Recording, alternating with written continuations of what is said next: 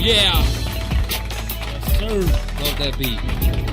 Grand Rapids, Michigan. That's our home state. For sure, man. It's got a long ass outro. Big jig. Slowly fade this one out, though, man. Big jig coming through with real good shit, man. Feeling the hell out of it, bro. Let's call up Raji. I'm interested. Let's see that. We got to talk to Reggie. Hold on. You guys are going to hear it going from start to finish. You're going to hear how we do business. Hold on. You're going to be fucking listening in. Shh, everybody be quiet. We can't have you fucking be letting these guys know you're listening. You silly. All right. Who we talking to? We got to talk to Reggie. You ready? Oops. I didn't know you're dialing already.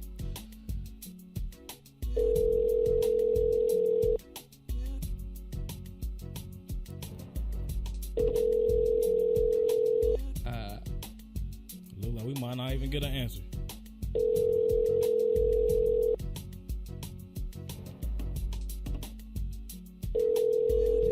Voicemail? Anything?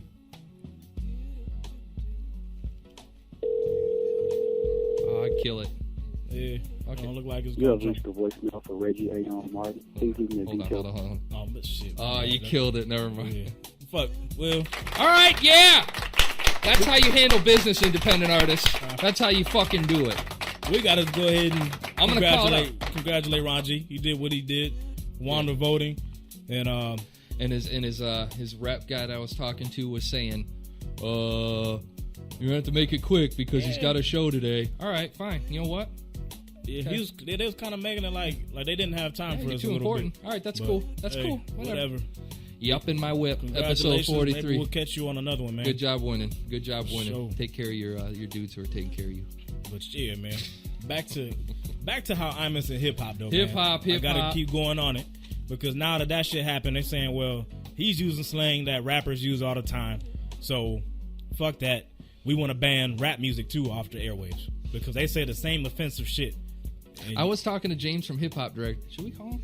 I don't know. I was talking to James from Hip Hop Directory. We could. You want to call him? Yeah. What's the number? Hold on, I'll get it. Just talk to Major for a second, guys. I'll be right back. We about to look up James and shit, man. So yeah, man, this a whole fucking public outcry, man. It's crazy. I'm watching MSNBC, CNN, and the sad part to me, man, is I actually saw some people who some of them are still involved with hip hop, and they siding with the people, talking about it shouldn't be on the air. A lot of the shit that's played is garbage, and they need to ban it. They need to get rid of it. And I'm like, man, is you serious? I can't believe it's like that, man. Cats is fucking hating on it, man. And I swear, there's a big difference, man. There's no uncensored music played on the FM airwaves. None. Everything that's played, man, is edited. You ain't gonna hear hoes. You ain't gonna hear bitches. You're not gonna hear that. So, to me, there's a big difference, man. Real big difference. And I'm just not, I don't know. I'm not sure the connection that they're trying to make with this shit, but it's lame as hell.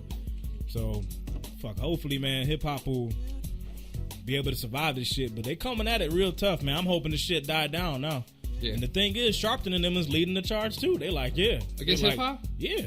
They said, he's been trying to get hip-hop toned down and censored for a long time. Over Imus. All over Imus. Yeah, man. So but I can't say I disagree with hip-hop being cut from the radio simply because it benefits hip-hop.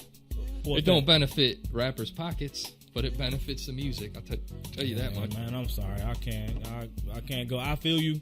It would take it back to the underground or whatever, but nah, man. Nah. Pirate radio. Nah. Pirate radio. Yeah.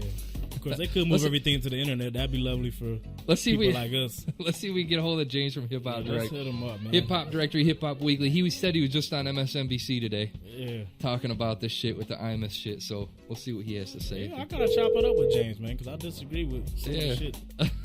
Probably gonna be another not answer. Come on, James. Come on, pick up.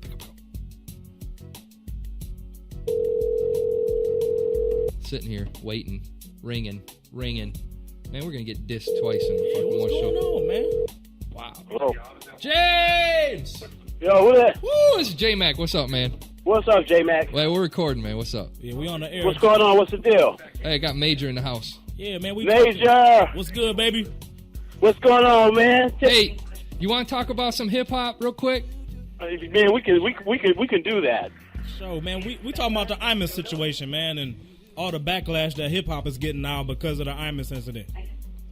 Yeah, right. Yeah, and so what's your viewpoint, man? Because, I heard that you actually was on MSNBC, right? Yeah, I got a chance to get on yesterday morning, and I was expressing myself because I've listened to the show. I've watched the show occasionally, and I like the idea. Imus's show? The Imus show, of how he has political figures, congressmen, senators. They come on the show like natural people, and it's a very dynamic show, but it was wrong with what he did, and it was a lot of people upset about it and everything, no doubt. Yeah. And obviously he has to face the consequences for that. But it really upsets me, Major, and J-Mac, because this has been going on in terms of like the bitches and the hoes. This has been going on the radio for a long time. And that bothers you? What's that? That bothers you? Yeah, it really does bother me because, you know what, it defaces not only the women of our culture, but it also defaces the people that represent hip-hop. It breaks down the family structure, and this has been going on for a long time, with radio basically promoting this type of attitude, bitches and hoes and jewelry and, bling bling, rims and everything, but then you're not hearing anything about brothers or sisters owning property or education or anything of that sense. Yeah, my brother doesn't own property either, man. Yeah, I hear you. But a lot of us don't. But James, even though a lot of it is censored and edited, you still feel that. Well, the thing about it though is that it's kind of crazy the way they do it, because they'll play a song, but then they'll take out the bad word out of there. Uh-huh. And it doesn't take a rocket scientist to really, it doesn't take a rocket scientist to fill in the blank, if you know what I mean. That's true. I got a son. My son's 13 now, but a few years ago when he was living with me, we'd be listening to the radio, and I'd see him. He was lip syncing. And he would link sync, he wouldn't say the word, but he knew what was up. He knew it. Yeah. So, I really think that, if anything, that this should be an open dialogue that should further. I don't think that it should stop on Imus. I think that companies such as Def Jam, Interscope Records, Sony Records, all these record companies that promote a lot of this stuff, they're going to really have to be responsible. And when you're using the public airways and you're putting this stuff on there, there's a responsibility that record companies have to have. Like I was telling J-Mac earlier today, basically what radio has done is it has taken the messenger out of hip-hop. But my thing is, though, like, that's going to be, to me, it's still going to be, you're going to have an issue. Because even if you take off all the bling shit, all the disrespectful women stuff out of music, let's say you take it back to, I don't know, man, fuck, more conscious political rap, it's still going to have profanity. So, what is it? What are you really doing, though? It's a different message, but it's still going to be profanities, and you still, it'll be edited, but people will still know what word should have been said there. Because, there's lots of artists out there that still cuss, even though their message might be better, they still use explicit language. Yeah, and the explicit language, you can kind of pretty much get away with that, but when you're calling women bitches and hoes and just a message, okay. And so, when you're defacing you're talking people, I think that's the main problem, because I wouldn't have a problem with listening to KRS-One on the radio, or someone like Common, or Chuck D from Public Enemy on the radio, which you don't hear on the radio anymore. Yeah, that's true. But that's what's happened. It's almost like there's this all-out conspiracy against the structuring of people of color in this country through the use of music, poisoning our values, and putting it out there like that. Like, for example, in order to be a rap star, you got to be like 50 Cent to suffer bullet wounds.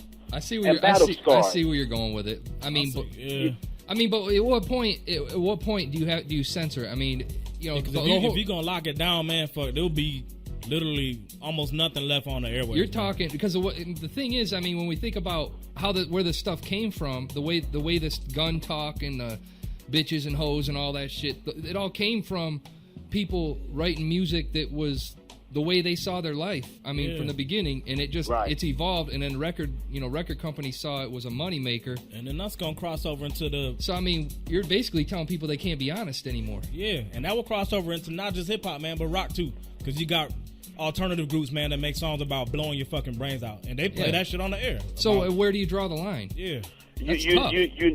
You know what? It's definitely a thin line. Very thin.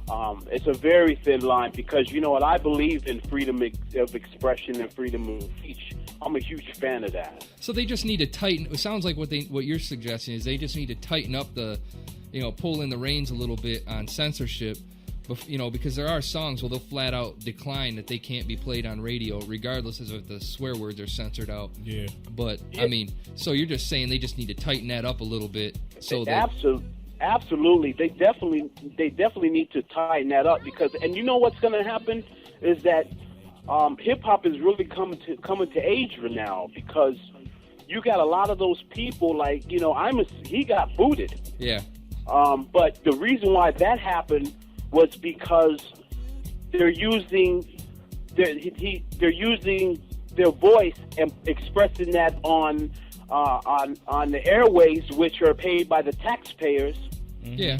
And you got these companies that are sponsoring his shows that are putting in millions of dollars, and these companies such as Ford, like I think it was GM and GlaxoSmithKline, a pharmaceutical company. Yeah. A lot of these board members, they got people of color, they got women, and they're the ones that's making this decision, and that's why he got ousted. Yeah. Now, maybe a few years ago, that wouldn't have happened. But hip-hop is growing, it's maturing, and as time goes by, we really have to do something to try to empower the values and the structure of our people, and it's got to be done. And we love hip-hop and everything, and people should still be able to express themselves, but at the same time, there has to be a line, and that's why I like artists such as Nas.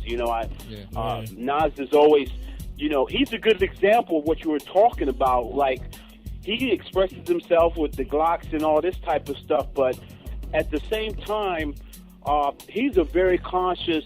He's one of the few artists that has a good head on his shoulders that seems to understand that very thin line. You're right. Yeah, I mean it's kind of tough, but I mean I see where you're going with it, and I think Major touched on it too. It's like it'd probably be fine if it's on satellite radio where people actually have a choice, but you're talking where it's on federally regulated airwaves. That shit just needs to be pulled in a little tighter. So.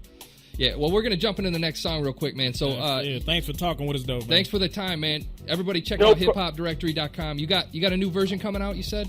Yeah, we got Hip Hop Directory. We got a new remake of the site that's coming out, man, that's going to be real reflective with a lot of the sites, the MySpace sites, the YouTubes, and all that type of stuff. Cool.